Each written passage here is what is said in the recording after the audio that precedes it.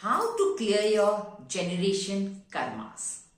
ये तो सभी लोग जानते हैं कि कर्म का इंसान के जीवन पे बहुत प्रभाव पड़ता है। इसी जन्म के नहीं, पूर्व जन्मों के भी कर्म का बहुत प्रभाव पड़ता है। एक ऐसे आप समझ लीजिए कि एक आपके पास यू पाइप है, उसके अंदर आपके कर्म भरे हुए हैं। अब अगर आपके जितने भी बुरे कर्म भरे होंगे तो जब उधर से अच्छे कर्म भरे जाएंगे तो बाहर क्या निकलेगा? बुरे कर्म। और ये तब तक आपको अच्छे कर्म भरने हैं जब तक कि उसके अंदर अच्छे कर्म बहते बहते बहते बहते बाहर से भी अच्छे कर्म ना निकले, तब जाकर के आपको अच्छे कर्मों का फल मिलेगा। बहुत से लोग ये सोचते हैं कि हम अच्छाई तो करते हैं लेकिन हमें फल तो बुरा मिलता है। तो उसका रीजन ये है कि आपके जो वो यू पाइप में जो कर्म भरे हुए हैं ना, तो वो आपके जो है बुरे कर्म भरे हैं। आप अच्छे भरते जा रहे हैं लेकिन अभी भी पाइप पूरा क्लियर नहीं हुआ। जिस दिन वो बुरे कर्म सारे बाहर निकल जाएंगे तब उस पाइप में क्या होगा? अच्छे कर्म होंगे और तब आपको अच्छे कर्मों का फल मिलेगा। आज की वीडियो में हम क्या जानेंगे? ये जानेंगे कि हम जो है अपने कर्मों को कैसे अच्छा कर सकते हैं। कुछ विशेष कार्य, 5 कार्य ऐसे मैं आपको बताऊंगी, 5 कार्य जो कि आप वर्ष भर में कभी भी करेंगे जिससे कि आपके घर में अच्छे कर्मों में वृद्धि होने लगेगी और घर में बरकत होने लगेगी।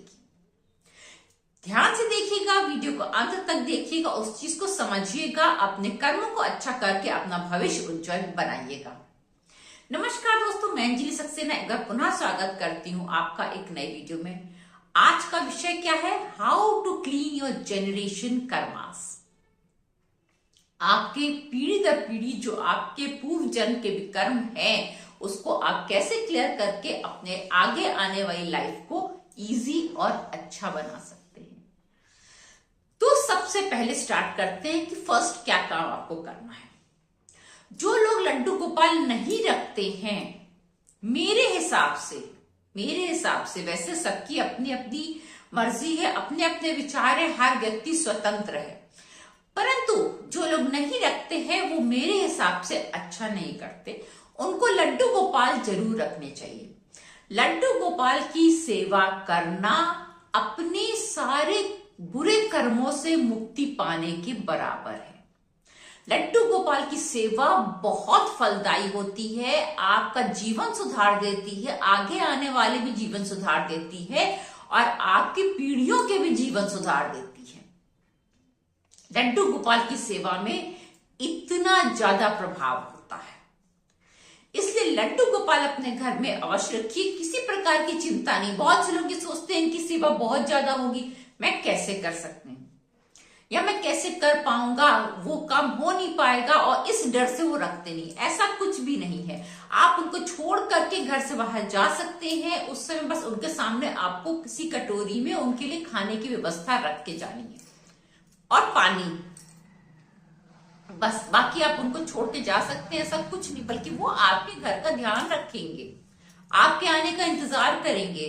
कोई तो घर में आपके आने का इंतजार करने वाला भी तो होना चाहिए ना, तो वो आपका इंतजार करेंगे। आते ही सबसे पहले उनसे मिलिए।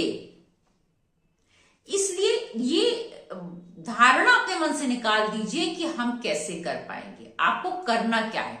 अगर आप रोज स्नान नहीं करा सकते कोई बात नहीं, आप 15 दिन में एक दिन कराएं या तो एकादशी पे कराएं, पूर्णमासी पे कराएं। कोई एक तिथि बांध लें कि इस दिन हमें लड्डू गोपाल को स्नान कराना है।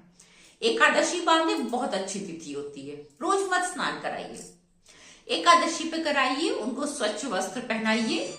बाकी आपको रोज में उनको जो है वो सिर्फ और सिर्फ भोग लगाना है।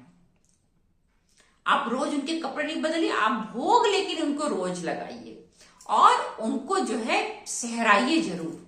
जैसे बच्चे को प्यार करते हैं, 1-2 बार उनको प्यार जरूर करिए। ऐसे आपको लड्डू गोपाल की सेवा करना ही करना है अगर आप चाहते हैं अपने पुराने जन्म के कर्मों को, बुरे कर्मों को हटाना। तो अच्छे कर्म है तो वेल एंड गुड, फिर तो कोई बात ही नहीं है, लेकिन फिर भी लड्डू गोपाल की सेवा करनी चाहिए। अब हम जानते हैं कि दूसरी क्या चीज है जो हमें जरूर करनी चाहिए, वो है अन्न का दान।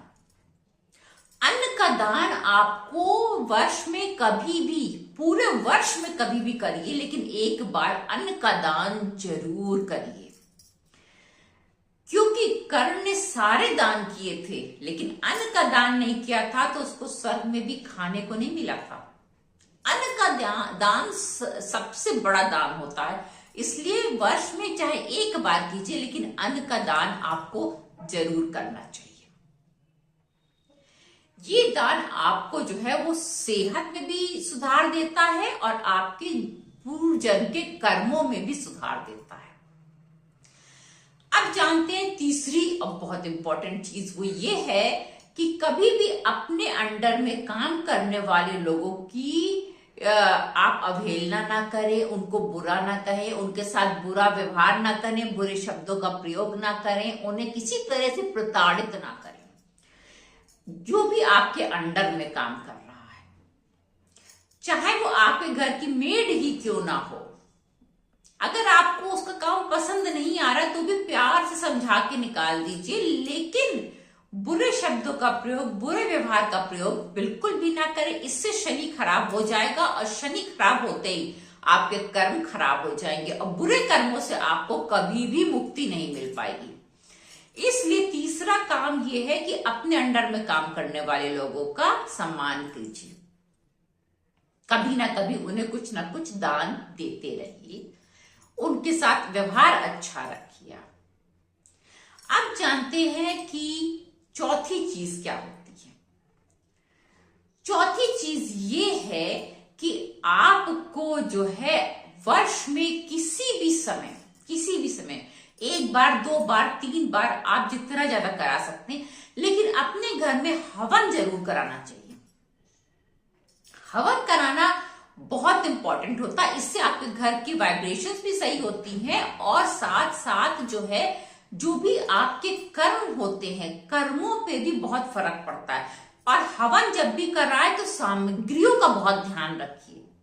सामग्री आप जो इकट्ठा कर सकते हैं करिए, हर ग्रह की लकड़ी इकट्ठी करिए, जितना आप कर सकते। ऐसा नहीं कि नहीं कर सकते तो हम हवन ही नहीं करेंगे, आप जितना इजिली कर सकते हैं हर ग्रह की लकड़ी इकट्ठी करिए और हवन करिए। उसमें तिल, घी, गुड़ सब डाल करके हवन करिए, ताकि आपका हवन जो है वो बहुत अच्छा, उसमें जो है लोग मिरोड़ फली एक चीज है वो डालते हैं, इससे स्वास्थ्य आपका अच्छा रहता है। ये चीज खाने में भी प्रयोग की जाती है, आंतों की सफाई के लिए प्रयोग की जाती है, एक तरह का मसाला होता है, लेकिन अगर आप इसको हवन में भी डालते हैं तो आपके रोग मिट जाते हैं। तो हवन का प्रयोग आपको करना ही करना है। वर्ष में 1 या 2 बार आपको अपने घर में हवन जरूर कराना है। हवन से बहुत फर्क पड़ता है, पूर्व जन्म के कर्म, बहुत कुछ आपके जो बुरे कर्म होते हैं वो मिट जाते हैं हवन करने से। पुराने जमाने से ये शास्त्रों में वर्णित है, बहुत पुराने जमाने से हवन का जो है वो बहुत प्रभाव रहा है, लोग हवन करवाते थे शुद्धि के लिए। तो हवन आपको जरूर करवाना चाहिए, किसी भी तरह की पूजा पाठ कराइए, हवन कराइए। अब जानते हैं पांचवी चीज क्या होती है। पांचवी चीज क्या होती है कि आप जो है वर्ष में कम से कम एक बार किसी तीर्थ स्थान की यात्रा अवश्य कीजिए, वहां पर जो है दान पुण्य कीजिए, फल चढ़ाइए, मेवा चढ़ाइए, जो भी आप भोग लगा सकते हैं भोग लगाइए, लेकिन उनका दर्शन करके और उनसे अपने जन्मों के, पूर्व जन्म के, इस जन्म के कर्मों के लिए क्षमा अवश्य मांगिए और आशीर्वाद मांगिए। आपको कम से कम वर्ष में एक बार जाना ही जाना है, चाहे किसी ज्योतिर्लिंग के दर्शन कीजिए या किसी शक्तिपीठ के दर्शन कीजिए, पर किसी भी ऐसे बड़े मंदिर के जो प्राचीन हो, प्राचीन मंदिर जिनमें पूजा कई वर्षों से चलती चली आ रही हो, क्योंकि उसमें जो है वास होने लग जाता है प्रभु का। जितनी ज्यादा अधिक पूजा पुराने मंदिर होते हैं उनमें प्रभु का वास होने लग जाता है, इसलिए किसी भी प्राचीन मंदिर का आप दर्शन अवश्य कीजिए वर्ष में एक बार। किसी आप ज्योतिर्लिंग का कर सकते हैं या तो फिर आप किसी भी शक्तिपीठ का कर सकते हैं, किसी भी प्राचीन मंदिर का। आप बस ये 5 कार्य कर लीजिए, आप देखेंगे वर्ष अगला वर्ष जो भी आएगा आपका वो बहुत अच्छा आएगा और हर वर्ष आपको जो है सफलता मिलती जाएगी, बढ़ती जाएगी। आपके और आपके बच्चे स्वस्थ रहेंगे, सुखी रहेंगे और अपने क्षेत्र में कामयाब बनेंगे अगर उनके पूर्व जन्म के बुरे कर्म और आपके पूर्व जन्म के बुरे कर्म जो है वो मिटते जाएंगे और अच्छे कर्मों का मेल बढ़ता जाएगा। फिर मिलेंगे एक नई वीडियो में एक नए विषय के साथ। इसमें से आप 5 कार्य अवश्य कीजिएगा ताकि आपका जीवन सुखी हो सके। नमस्कार दोस्तों।